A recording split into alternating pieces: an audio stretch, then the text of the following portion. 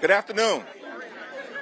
Good afternoon. It's a high honor and a distinct privilege to be joined today by Whip Catherine Clark, Caucus Chair Pete Aguilar, members of House Democratic leadership, and the House Democratic Caucus. House Democrats are here on the Capitol steps to reiterate our strong opposition to this spending bill because it fails to address the Republican health care crisis and it fails to extend the Affordable Care Act tax credits. House Democrats will continue to support our men and women in uniform. We will continue to support hardworking federal employees. We will continue to support our law enforcement personnel. House Democrats will continue to support our air traffic controllers. We will continue to support our TSA agents. We will continue to support our civil servants who have been under attack since day one of the Trump administration. But we cannot support the Republican effort to gut the health care of the American people.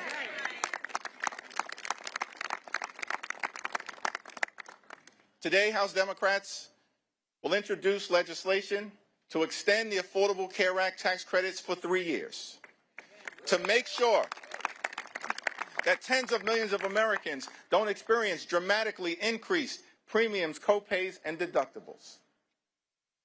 We believe that working class Americans, middle class Americans, and everyday Americans deserve the same level of certainty that Republicans always provide to the wealthy, the well-off, and the well-connected. The same level of certainty. And so we're calling upon our Republican colleagues to join us and extend the Affordable Care Act tax credits. And we will be working hard today, tomorrow, and throughout the balance of this year to make sure that those Affordable Care Act tax credits are extended. Now, Republicans control the House, the Senate, and the presidency. They own the mess that has been created in the United States of America. They own it. In a few hours, we will convene on the House floor. And our message to the American people is no matter what happens on the floor later on today, our promise to you remains the same. House Democrats will continue to fight to make your life more affordable. House Democrats will continue the fight to address the Republican health care crisis, and House Democrats will fight to extend the Affordable Care Act tax credits. This fight is not over. We're just getting started. We're just getting started. Now, among the many outrageous things that has been said during the Trump Republican shutdown or done during the Trump Republican shutdown, the longest shutdown in American history, is that Donald Trump made the stunning claim that in his mind, he holds two titles, that he has two positions.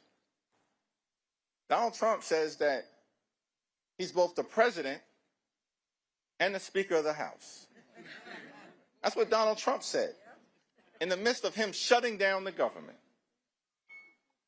And what we've seen from compliant, sycophantic Republicans, corrupt House Republicans, is they continue to go along to get along.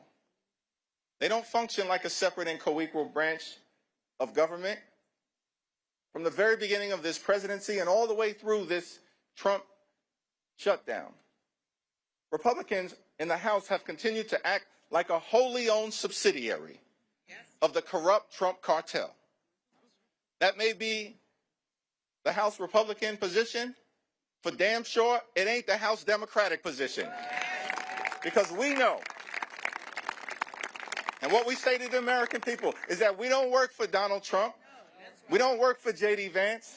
We don't work for your billionaire donors. We work for the American people.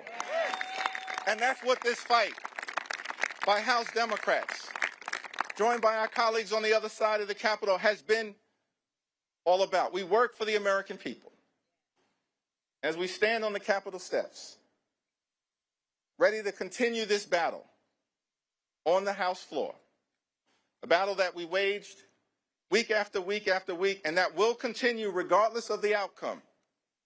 We say to the American people that we know you deserve better. You deserve much better than the chaos, the cruelty, and the corruption that you've seen.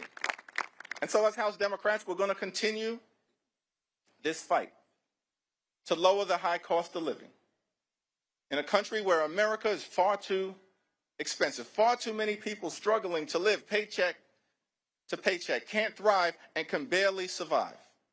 That should not be the case in the United States of America, the wealthiest country in the history of the world. And so as Democrats, we're committed to addressing this affordability crisis. That's what this fight has been all about. And we'll continue to work hard to lower the high cost of living. We'll continue the fight to fix our broken healthcare system. And we'll continue to fight to stand up for Medicaid. We'll continue to fight to stand up for Medicare. We'll continue the fight to stand up for the Affordable Care Act and an extension of the tax credits. We'll continue to fight for your hospitals. We'll continue to fight for your nursing homes. We'll continue to fight for your community-based health clinics. And we'll continue to fight for the principle that in this great country, the wealthiest country in the history of the world, healthcare can't simply be a privilege available only to the wealthy, the well-off, and the well-connected. Healthcare must be a right available to every single American. And that's the fight that House Democrats will continue to wage for the American people. It's now my great honor to yield to a freshman leadership representative, someone who's gotten off to a great start, helping to lead the freshman class, the first term members during this turbulent and tumultuous period here in the United States Congress and for the country. From the great state of California, the Honorable Luz Rivas.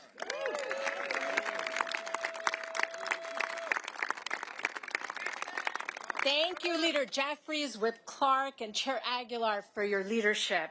House Democrats are back in Washington, D.C., ready to vote once again to protect health care for working families across the country. Recently, I spoke with Speaker Johnson directly in the Capitol and hand-delivered stories from my and my fellow freshman colleagues' constituents who have been impacted by the Republican shutdown. This includes the story of Stephen Heller, a constituent from Van Nuys, which is in my district.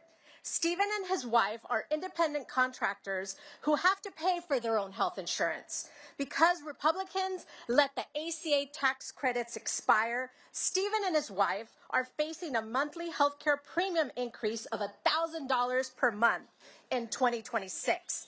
This will bring their monthly total to nearly $2,100 per month and nearly $25,000 for the year, just in health insurance. That is, in Stephen's own words, a terrible financial blow and an enormous financial burden. Constituents across the country like Stephen and his wife cannot afford Republicans' deal.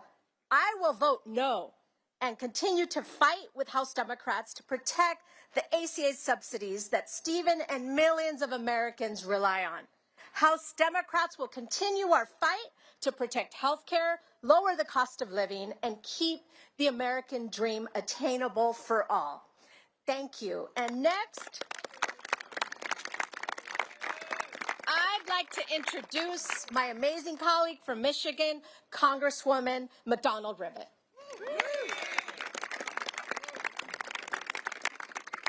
Thank you very much.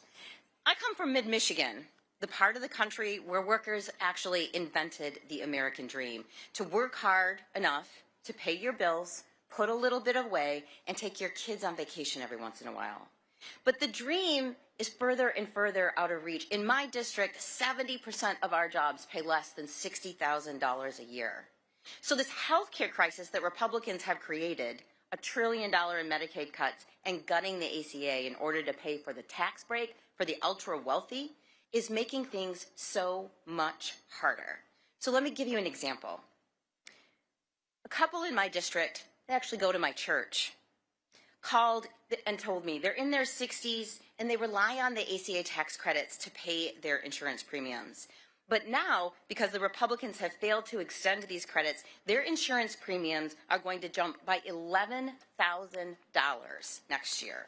An impossible sum for people on the edge of retirement. Health insurance already consumes 72% of their retirement income. Let me say that again. 72% of their retirement income, and is about to go up another $11,000.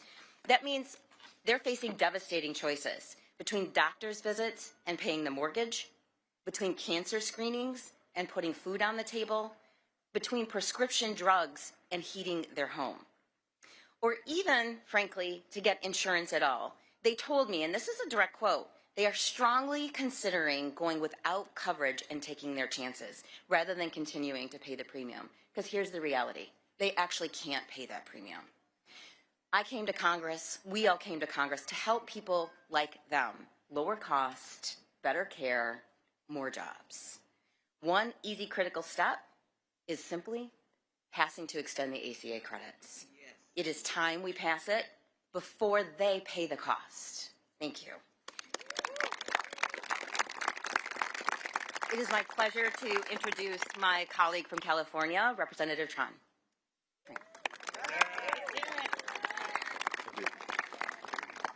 Good afternoon. I am Congressman Derek Tran, and I proudly represent Orange and LA counties in California's 45th district. Today, I want to share the story of Peter and Esther. Peter and Esther are retired and living in Orange County, California. They're on a limited income, and their health insurance costs are overwhelming. They pay over $18,000 every year just in health care premiums. And next year, their costs are going up to over $21,000. When you're retired and living on a fixed income, that kind of cost increase can be devastating. Peter has been trying to get his wife, Esther, on Medicaid so she can get the care she deserves without going bankrupt. But he keeps hitting roadblocks. The red tape, long lines, and staffing shortages preventing Esther from even being considered for Medicaid coverage is harmful to our country. And instead of joining us to fix this crisis, the Republican majority has demanded more cuts, causing more pain and suffering for the American people. I am here today for people like Peter and Esther. They deserve better than this. Every American deserves better than this. While we're fighting for health care, Republicans are fighting for tax cuts for the billionaires.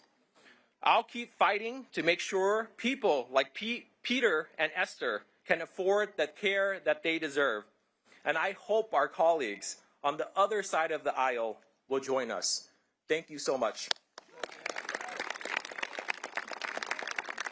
It is with great privilege that I introduce and yield time to Congresswoman Sarah McBride from the great state of Delaware.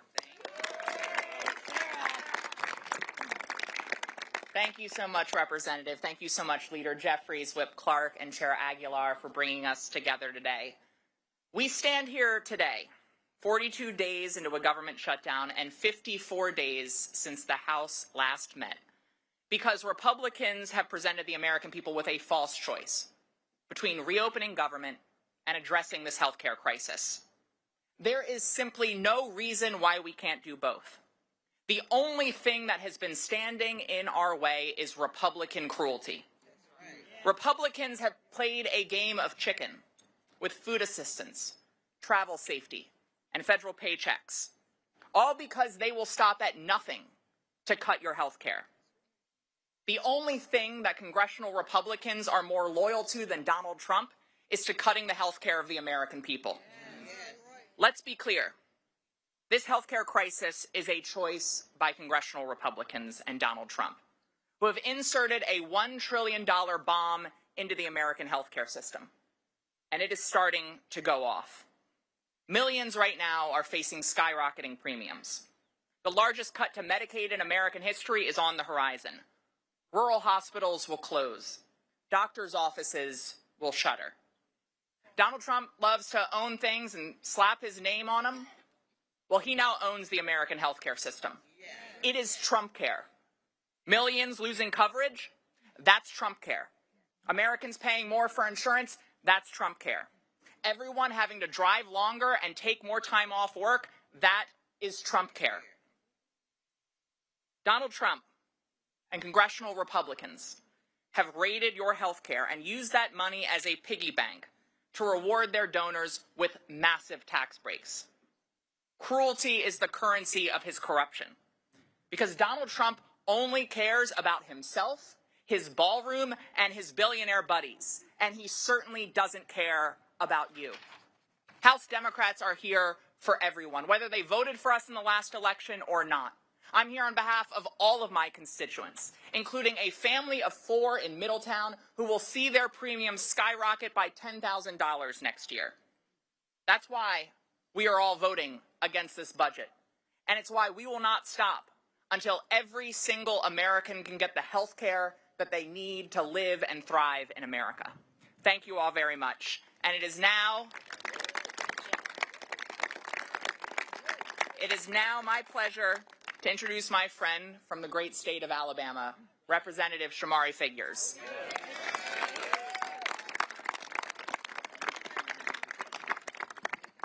Thank you. You know, House Democrats just spent the better part of the last 40-plus days fighting to keep health care affordable for millions of Americans, while our House Republican colleagues were on a taxpayer-funded vacation. During this shutdown, the realities hit home for a lot of people. Mothers had to worry about how they would take care of their children, their babies, without WIC. Families stood in pantry lines. Families are still standing in food pantry lines in the month of November, the month of Thanksgiving, because SNAP benefits were expired, and this administration chose to use them as pawns in this game. Capitol Police officers, members of the military, my staff, all of our staff, and millions of other federal workers had to deal with the uncertainty and the stresses of missing paychecks. And for what in the end? What were Republicans willing to give in the end? Nothing more than a handshake deal to take a future vote on extending the health care subsidies, when we all know that that future vote is the equivalent of asking 2 wolves and a chicken to vote on what's for dinner. It is dead on arrival. It is dead on arrival. Now, I can speak to you as someone from a different perspective. A lot of us represent districts where we can talk about what could happen or what may happen. Let me tell you about what my district looks like in the state of Alabama. And it doesn't look too dissimilar from my fellow colleague from Alabama, Congresswoman Terry Sewell's district. I got about 50,000 people in my district who are slated to see their health care premiums on average nearly double. And this is in a district where the individual median income is just north of $32,000. I have 13 counties in my district. 10 of them either do not have a hospital because it has recently closed, or their hospital is on literal life support and they have to go to a county commission or a city council every single month to make payroll. And the largest hospital in Montgomery, Alabama, the state's capital, is in the midst of a bankruptcy and also facing risk of closure. And this all in a state that has the 3rd lowest life expectancy in the United States of America. So health care for us is not a talking point. Health care for us is, protecting health care for us is a requisite. It's a requirement. It's something we have to do. And if you ask us if the shutdown was worth it, I say, hell yes, it was worth it. Because fighting to maintain health care for American people, there's nothing more pure than that. There's no more important role that we have here as members of Congress than to ensure the health care of the American people. Okay. And so while the failure of Republicans to do anything to protect health care is truly disappointing, I want the world to know that my Democratic colleagues here in the House, they can ride with me in any battle I face in my life. They stood with us under the leadership of Hakeem Jeffries to make sure that we kept this front and center.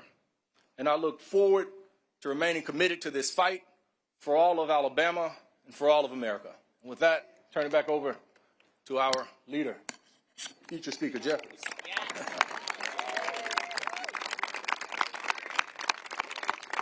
I want to thank all of our distinguished colleagues who spoke so powerfully and eloquently about the nature of this fight that we continue to wage on behalf of the American people.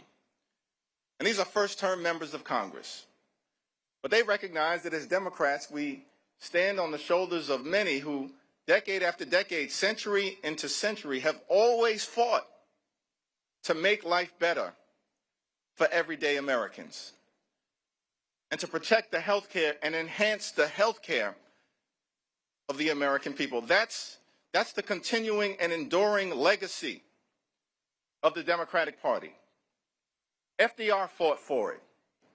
Truman fought for it. JFK fought for it. LBJ fought for it. Carter fought for it. Clinton fought for it. Barack Obama fought for it. Biden fought for it. And no one fought harder in the House of Representatives than our Speaker Emerita, Nancy D'Alessandro Pelosi. That's in the DNA of the Democratic Party. From FDR to Nancy Pelosi to these first-term members. And so our promise to the American people is that we are in this fight until we win this fight for all of you. Cancel the cuts, lower the costs, save health care. God bless you. God bless the United States of America.